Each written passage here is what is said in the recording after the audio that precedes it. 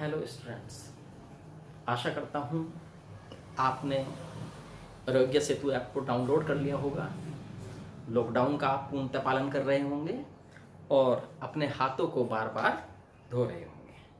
Corona से लड़ाई में ये आवश्यक है। चलिए शुरू करते हैं हम आज का टॉपिक।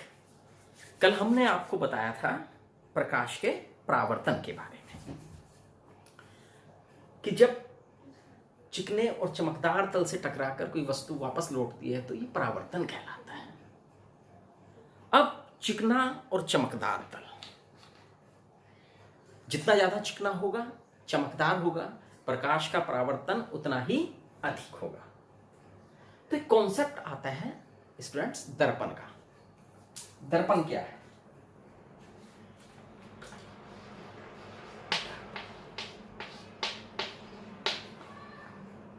ऐसा तल जिसके एक ओर चमकदार पॉलिश कर दी जाए दर्पण कहलाता है।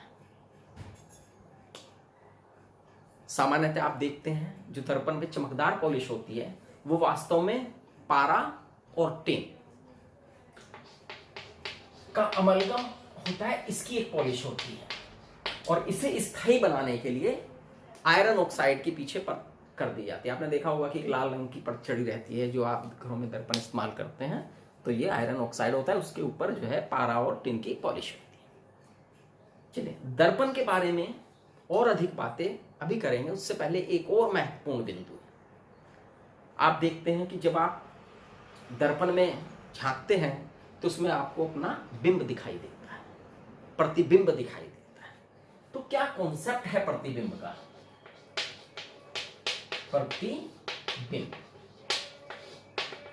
इसके कॉन्सेप्ट को समझना पड़ेगा। प्रतिबिंब का कॉन्सेप्ट क्या है? तो जैसे मैं अगर दर्पण के सम्मुख हूं तो मेरा बिंब उसमें दिखाई दे रहा है, मैं उसमें दिखाई दे रहा हूं। तो क्या कॉन्सेप्ट है प्रतिबिंब का?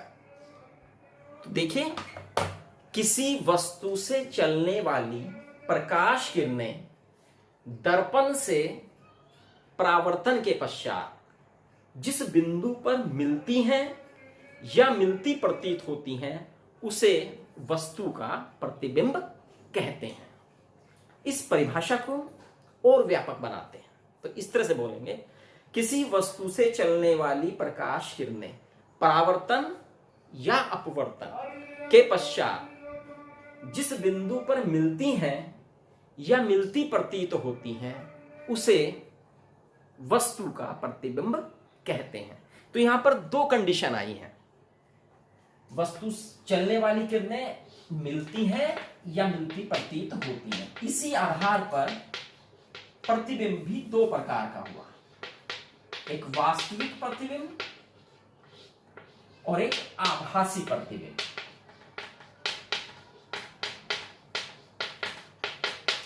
तो जब किसी वस्तु से चलने वाली किरणें किसी बिंदु पर वास्तव में मिलती हैं तो प्रतिबिंब वास्तविक होता है, और जब किसी वस्तु से चलने वाली प्रकाश किरणें मिलती प्रतीत होती हैं तो प्रतिबिंब आभासी होता है। वास्तविक प्रतिबिंब सदैव उल्टा बनता है और आभासी प्रतिबिंब सीधा बनता है। वास्तविक प्रतिबिंब को हम पर्दे पर ले सकते हैं, स्क्रीन पर ले सकते हैं, जबकि आभासी प्रतिबिंब को हम पर्दे पर नहीं ले सकते। तो ये कॉन्सेप्ट है प्रतिबिंब का। ठीक है, किसी वस्तु से जो किरणें चलेगी, किसी वस्तु से बहुत सारी किरणें चलती हैं, ये भी जब आप किरण आरेख सीखेंगे तब और ज्यादा विस्तार से इसमें बताएंगे। इसके अलावा दो और प्रकाश किरणों के गुणों में मैं आपका ध्यान आकर्षित करना चाहूंगा। एक गुण है प्रकाश किरणों की पारस्परिक अनिर्भरता का गुण। प्रकाश किरणों की पारस्परिक अनिर्भरता।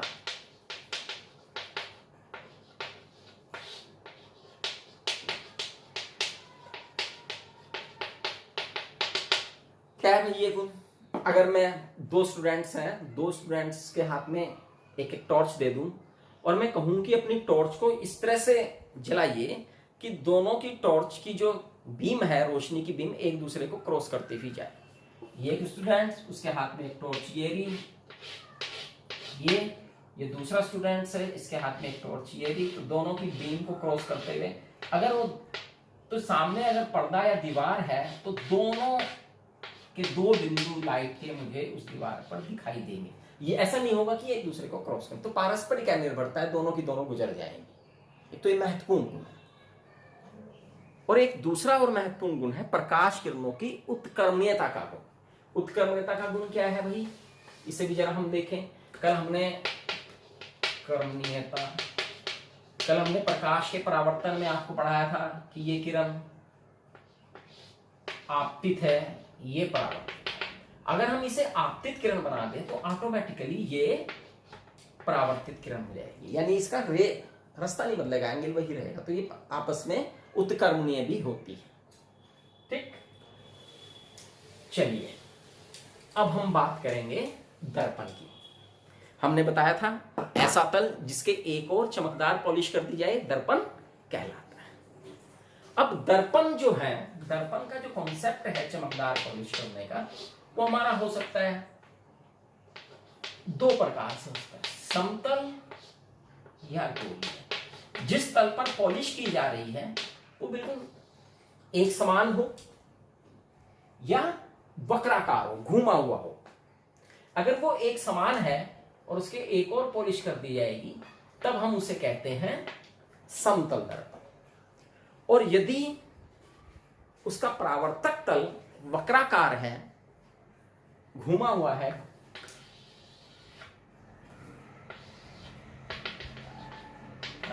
किसी भी तरह से है, पॉलिश कहीं भी कर दें, तो वो गोलीय दर्पण कहलाता है। समतल दर्पण, गोलीय दर्पण। समतल दर्पण के बारे में कक्षा 8 कक्षा में आप पढ़ चुके हैं कि समतल दर्पण जो आप घरों में दर्पण इस्तेमाल करते हैं, प्रयोग करते हैं, वो समतल दर्पण है।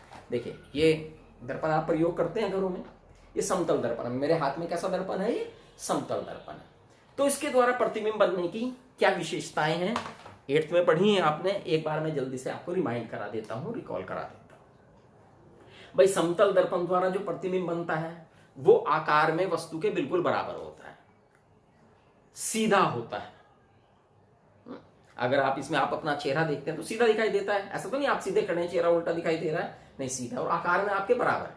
अगर आप 5 फीट के हैं तो आप 5 फीट के ही दिखाई देंगे, पहला गुण। दूसरा, समतल दर्पण में प्रतिबिंब उतने ही पीछे बनेगा जितनी दूरी पर हम उससे खड़े होते हैं। सपोज कीजिए ये समतल दर्पण है और मैं यहां पर खड़ा हूं, मेरी यहां से यहां तक दूरी 2 फीट है, तो प्रतिबिंब भी इसके पीछे 2 फुट ही की दूरी पर बनेगा। तीसरा पॉइंट, यदि हम किसी समतल दर्पण की तरफ v वेग से जाएं, समतल दर्पण या v वेग से उससे पीछे हटें, तो हमें अपना प्रतिबिंब उससे दुगने वेग से आगे या पीछे हटता हुआ दिखाई देगा। नेक्स्ट, किसी व्यक्ति को दर्पण में अपना पूरा प्रतिबिंब देखने के लिए कम से कम अपनी लंबाई के आधे समतल दर्पण की आवश्यकता पड़ती है। यानी जितनी व्यक्ति की लंबाई है उससे आधे समतल दर्पण में होगा तो अपना पूरा प्रतिबिंब देख लेगा। एक और घटना है समतल दर्पण से प्रतिबिंब बनने की, वह है पार्श्व विपथन। पार्श्व विपथन का गुण, यानी जिसमें पार्श्व बदल जाते हैं, दर्पण के पार्श्व बदल जाते हैं। जो लेफ्ट हैंड साइड है वो राइट हैंड साइड दिखाई देती है चीजें, और जो राइट साइड है वो लेफ्ट हैंड साइड दिखाई देती है। आप अपने घर पे जाके दर्पण में और अच्छी तरह से देख सकते हैं कुछ, है ना, ये पार्श्व विपथन की घटना है। तो कुछ महत्वपूर्ण 8th क्लास में आपने दर्पण के बारे में पढ़े हैं। यहां पर हमारा जो कॉन्सेप्ट चलेगा, जो बात चलेगी, वो चलेगी गोलीय दर्पण के बारे में। गोलीय दर्पण, गोलीय दर्पण, तो गोलीय दर्पण में जो परावर्तक तल होगा वो वक्राकार होगा, घुमा हुआ होगा। अब गोलीय होके दो बातें हो सकती हैं, वो वक्राकार या तो ये घूमे हुए दोनों तल, या तो पॉलिश में इधर कर दूं या पॉलिश में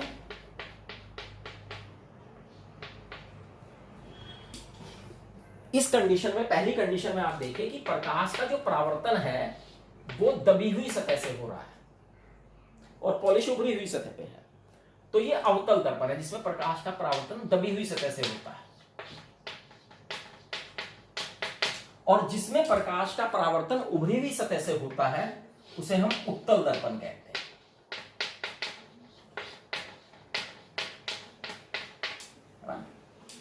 उसे हम क्या कहते हैं, उत्तल दर्पण कहते हैं। तो ये अवतल दर्पण, उत्तल दर्पण। यदि आप एक चम्मच को देखें, चम्मच आप देख रहे हैं मेरे हाथ में, तो आप देख रहे हैं कि ये दबी हुई सतह है चम्मच की, तो कौन से दर्पण की तरह कार्य कर रही है, अवतल दर्पण की तरह। और ये सतह कौन सी है चम्मच की, उभरी हुई सतह है, तो कौन से दर्पण की तरह कार्य कर रही है, उत्तल दर्पण की तरह कार्य कर रही है।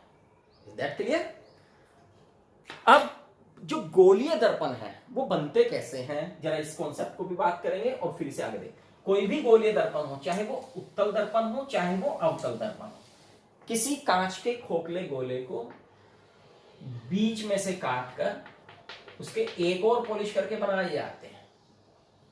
तो इसी आधार पर इधर पॉलिश कर दीजिए चाहे इधर पॉलिश कर दीजिए, दो हिस्सों में काट के इसे, ठीक है। इसी आधार पर गोलीय दर्पण से संबंधित कुछ परिभाषाएं हैं, जल्दी से चलिए उन परिभाषाओं को हम देख लेते हैं। सबसे पहले आती है दर्पण का ध्रुव। ये गोलीय दर्पण जो है, इनका जो परावर्तक तल है, मान लिया यहां से यहां तक का एक गोलीय दर्पण ये है, या ये है गोलीय दर्पण, इनका जो परावर्तक तल है ये, इसका जो मध्य बिंदु है,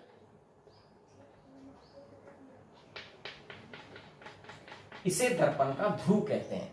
अंग्रेजी में ध्रुव को पोल कहते हैं, इस कारण से इसे P से प्रदर्शित करते हैं, P। ठीक। दूसरी बात, मैंने कहा है गोलीय दर्पण खोखले गोले के बने होते हैं, तो जब गोला है तो उसका केंद्र भी होगा, तो जो गोले का केंद्र होता है उसे ही दर्पण का वक्रता केंद्र कहते हैं। गोलीय दर्पण जिस खोखले गोले के बने होते हैं, उस गोले के केंद्र को ही दर्पण का वक्रता केंद्र कहते हैं। सपोज कीजिए गोला से काटा गया है, तो इसका ये केंद्र था, तो इसे हम दर्पण का वक्रता केंद्र कहते हैं, सेंटर ऑफ कर्वेचर, तो इसलिए इसे C से प्रदर्शित करते हैं।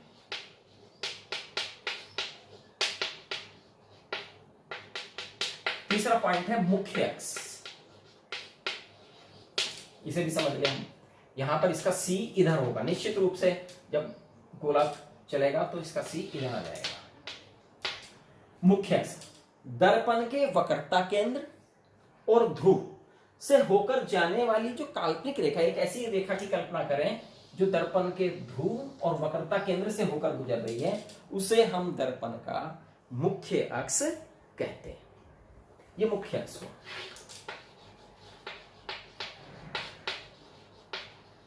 जैसा ये इसके साथ चल रहा वैसा ही इसके साथ चलेगा, ठीक। अब जो दर्पण का वक्रता केंद्र है, वहां से जो दर्पण का ध्रुव है, यहां तक की जो दूरी है, आप देखते हैं कि अगर किसी गोले में देखें, उसके केंद्र से उसकी परिधि तक की दूरी उसकी त्रिज्या कहलाती है। तो यहां पर भी यही है कि दर्पण का जो वक्रता केंद्र है, वहां से जो ध्रुव तक की दूरी है, उसे दर्पण की वक्रता त्रिज्या कहते हैं, और इसे R से प्रदर्शित करते हैं। नेक्स्ट,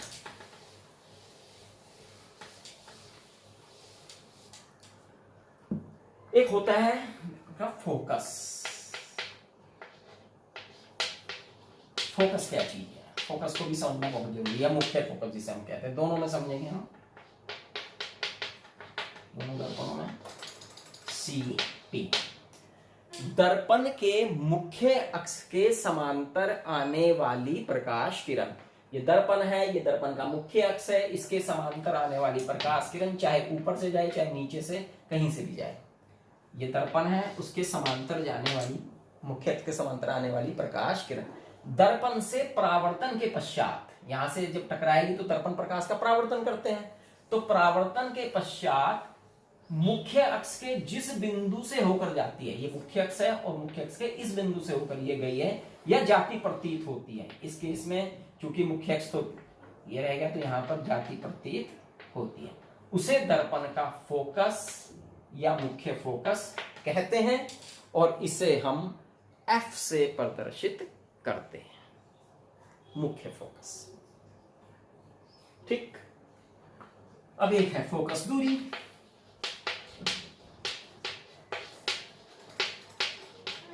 फोकस दूरी दर्पण के फोकस से ध्रुव तक की जितनी भी दूरी होती है, उसे दर्पण की फोकस दूरी कही गई है, F और ये P यहां से यहां तक की दूरी, यहां से यहां तक की दूरी इस दर्पण में उसकी फोकस दूरी कहलाती है और इसे स्मॉल f से प्रदर्शित करते हैं। Is that clear?